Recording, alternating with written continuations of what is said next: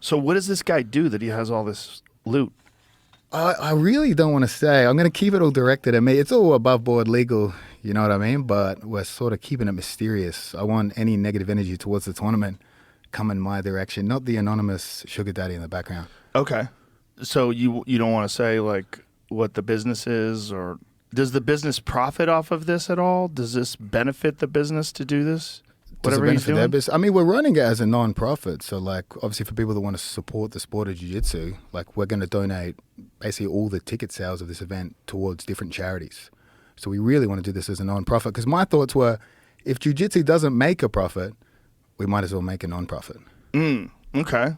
Well, does jiu-jitsu make no profit? Like Abu Dhabi doesn't turn a profit, right? It's done primarily because of the sheikh's love of the sport. Like it's like a passion project. But I mean, sort of, my problem with the latest event is like, we're selling so many tickets, and their event is in T-Mobile. T-Mobile's super expensive. As far as I know, I remember their event organizer posted the amount they paid for T-Mobile, and it was basically 2 of these.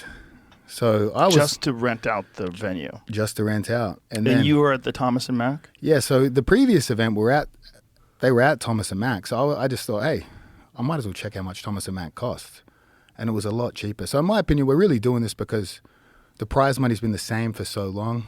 A lot of events don't pay a lot of money, but obviously ADCC is the biggest, right? And this sells a lot of ticket sales, but really they made a lateral move in the venue that didn't really grow much in the way of seating, and none of that money really. How much does Thomas and Mack seat?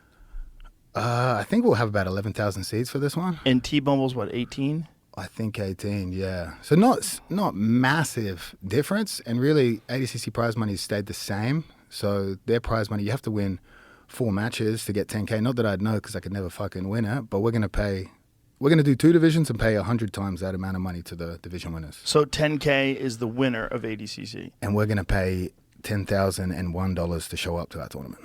10,001. We'll throw an extra $1. Oh, That's okay. for me personally. So anybody who competes gets $10,000. Really? So even if you just get smoked. Yeah, I mean, I'm thinking of the other guys like me in these tournaments that don't make the final, compensate everyone, you know? Well, that is nice, but ADCC's never made money, right? So for them, raising the money would just be losing more money. Yeah, I mean, but if you could sell 11,000 seats, you know what I mean? Like if you could sell streaming rights to an event, I feel like some of that should go back towards the athletes rather than just spending it all on production. Like a lot of people talk about the cost of production and it's important to grow a sport, but I really feel like at least the athlete compensation should go up a little bit. You know, like in terms of ticket sales, some of that should go back towards the athletes. Even if the ADCC is not making any money at all? But in terms of, they do make money, but it's where they spend it. They choose to spend it on production rather than the athletes.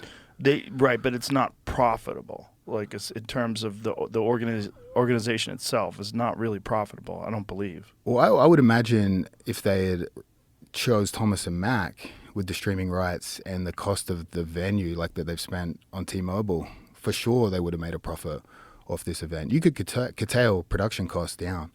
Like it's not going to be that crazy if you choose the right venue. My opinion is grappling's amazing, but I don't think we're ready for T-Mobile. That's a massive